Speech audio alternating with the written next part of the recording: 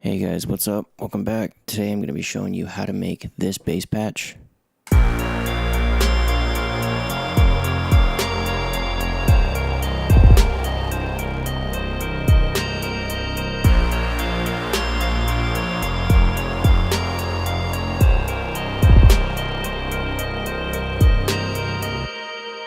Yeah, pretty beefy. Alright, so it's a pretty simple one.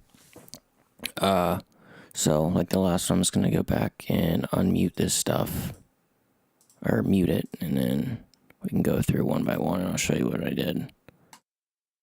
So this is what we started with, just a regular saw wave. If you're an FL Studio user, position 82 up here. If you look in the top left of FL Studio, you'll see oscillator 1 position is 82. This filter I have turned all the way down.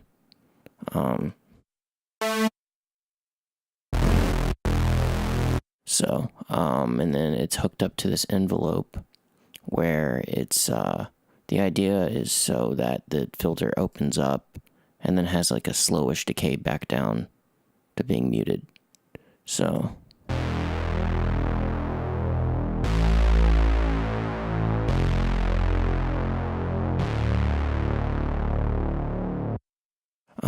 doesn't have to be super specific. If you want to try to copy this, I'll just recommend pausing the video and just trying to, dial these in. But after that, I set the cutoff and I kind of added a little bit of resonance back into it, just to give it back, add some clarity to it. I changed this up to serial, so filter 1's being ran into filter 2, and then I turn the mix all the way down to filter 2, so it's going into low pass 2 and then low pass 2 again. So the reason I ran into a second low pass is because I wanted this to have some more resonance. And the way I did that was I knocked this second oscillator up an octave. It's at position 91. Amp is not quite all the way up. I would say it's about 2 o'clock, 2:30 maybe. And then filter, it's going 50-50 between filter 1 and filter 2.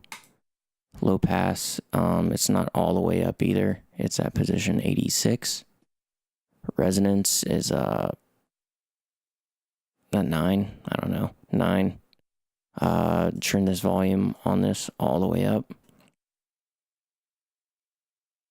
And then where are we at? All right, so we got this low pass, and then I have some effects on the first insert.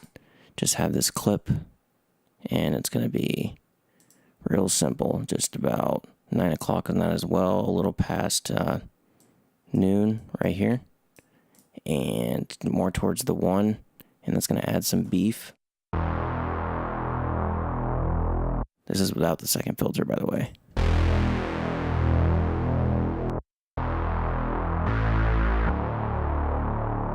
So it's kind of getting that, if you guys have ever heard that song, Salt by Crimes, Crim 3S,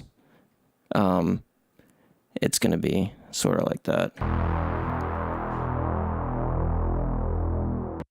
And then the second filter, I have another clipping to add some brightness back into it so it doesn't sound like that.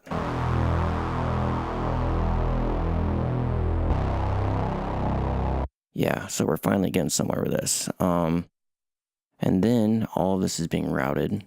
I have the main envelope all the way up, so it's a real blocky sound, but the filter is doing most of the dynamic work, or this filter.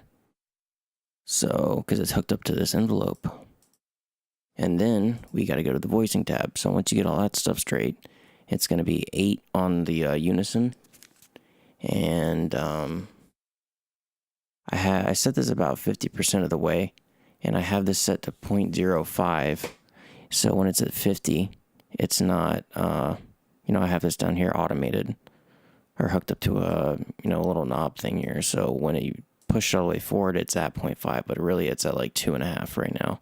So it's not as, there's 8 voices, and the more voices you have, you don't have to have as much unison detuning, because otherwise it just starts to sound bad. It's way more sensitive. I have the stereo spread on it about, I don't know, halfway, to the left. I don't like to do it all the way because I find it gets really weird stereo and phasing issues. Then we got this, I think Browner tube. Yeah, Browner tube. And then drive is all the way up because why not? And dry wet is about 9 o'clock. Then I have a phaser on it. The reason I added the phaser is because there was a natural resonant quality to the second low pass filter, and I wanted to bring that out and move it around some, like add some movement with the phaser.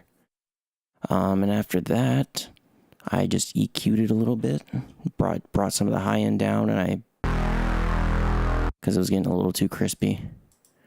And there is some post processing that I have on this, so without it,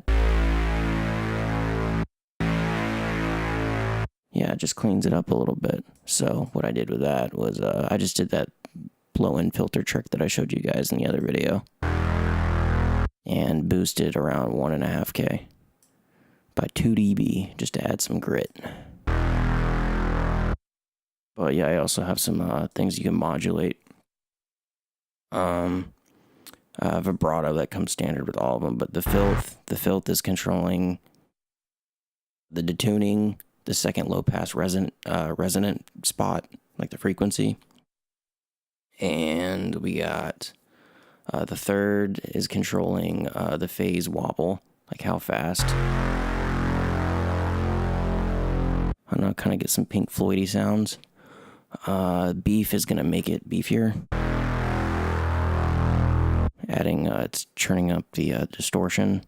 Brightness is adding some brightness back into it on the EQ. Pluck, this was kind of some weird stuff I did. I think it's cool though. So you can take the same bass, and if you turn, go away. If you turn this pluck knob all the way to the right, it changes this volume envelope, the main volume envelope. So it makes it a quick plucky sound.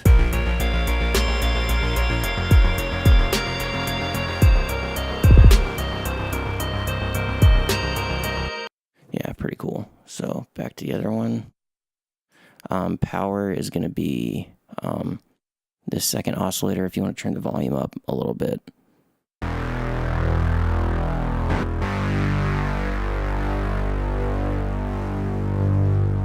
Yeah, kind of makes it give it like more like you're flicking the tone switch on a guitar. And then this resonance is going to be, where is this at? Oh, this is going to be changing the boost point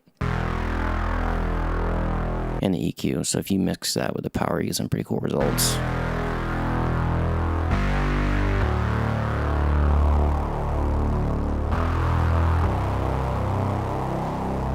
Yep, that's pretty much it though. But yeah, here's the final product. I used the VHS bells that I talked about the other day.